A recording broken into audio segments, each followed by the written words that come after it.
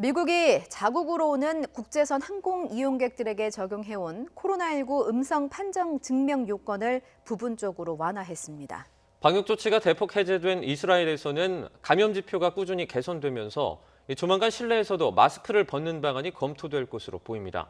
국제부 조수영 기자와 함께 자세한 소식 살펴보겠습니다. 네, 어서 오십시오. 안녕하세요. 예, 미국 보건당국이 국제선 이용객들을 대상으로 새로운 지침을 내놨는데 이게 구체적으로 어떤 지침입니까? 네, 미 질병통제예방센터 CDC는 자가 검사를 통해서 코로나19 음성 판정을 받고 또 일정한 요건을 충족하면 미국행 비행기에 탑승할 수 있도록 했습니다. 네.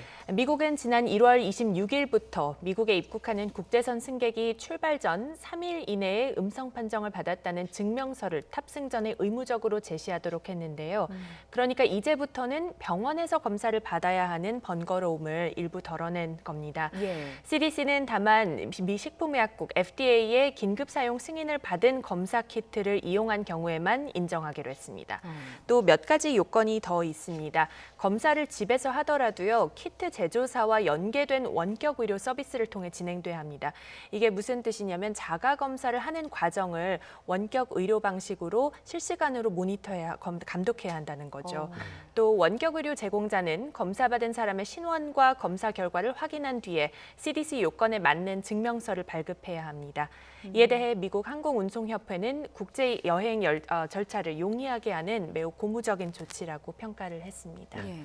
이렇게 자가 검사를 하게 되더라도 이 충족 요건이 조금 까다로운 것 같은데 증명서에 담겨야 할 어떤 필수적인 내용들도 좀 소개해 주시죠. 네, 가장 먼저 이제 어떤 검사 형식인지를 명시해야 합니다. 네. 핵산 증폭 검사인 NAAT인지 또 항원 검사인지를 구분하도록 돼 있습니다. 다음은 결과를 발급한 주체를 써야 합니다. 실험실, 보건소나 병원 또는 원격 의료 서비스 등이 될 수 있겠습니다. 예. 그리고 그 다음은 이제 검사 진행 날짜가 중요한데요. 항공기 탑승 전 3일 이내에 이루어져야 합니다.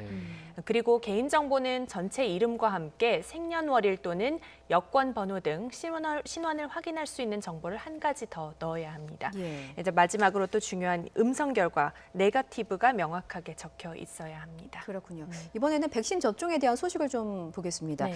미국에서 그동안 백신 접종의 속도를 내왔는데 네. 최근에는 이 접종 수요가 가파르게 줄어들고 있는 주들도 있다고 하던데요. 네, 그렇습니다. 주별로 좀 구체적인 수치를 전해드리면요. 예. 먼저 위스콘신주는 이번 주 할당된 물량의 8%만 주문했다고 합니다.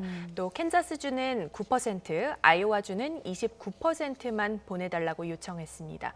일리노이, 노스캐롤라이나, 워싱턴주도 절반 이하로 공급 요청을 축소했다고 하는데요. AP통신은 거절된 물량이 이번 주에만 수십만 회분에 이른다고 전했습니다. 예. 이는 미국인 3분의 1이 백신에 여전히 부정적인 점이 반영되기 시작했기 때문으로 분석되고 있습니다.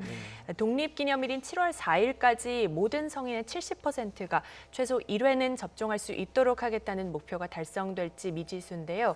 이런 상황에서 바이든 정부는 어쨌든 이번 기회에 코로나 고삐를 잡아야 하기 때문에 12세에서 15세 사이 청소년들 접종 준비도 서두르고 있습니다. 예.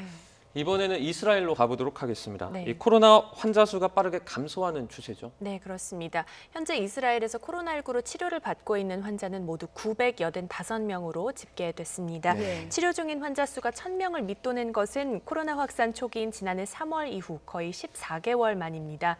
또 지난해 말과 올해 1월 치료 환자 수가 8만 명에 달하던 상황과 비교하면 99% 가까이 줄어든 것입니다. 특히 지난 8일에는 신규 확진자가 17명에 그쳤고요. 중증 환자 역시 80여 명에 불과해서 당분간 환자 감소세가 이어질 것으로 전망되고 있습니다. 이스라엘의 경우는 제한 조치들이 대폭 좀 완화됐잖아요. 네. 근데 지금 말씀하신 거 보니까 코로나 지표가 개선이 된 건데 네. 백신 접종 효과가 그만큼 크다 이렇게 해석할 수 있을까요? 네, 지금 전문가들도 그렇게 보고 있습니다. 예. 백신 접종률이 이스라엘이 세계에서 가장 높죠. 접종 대상이 16세 이상 인구를 기준으로 접종률이 이제 80%에 달합니다.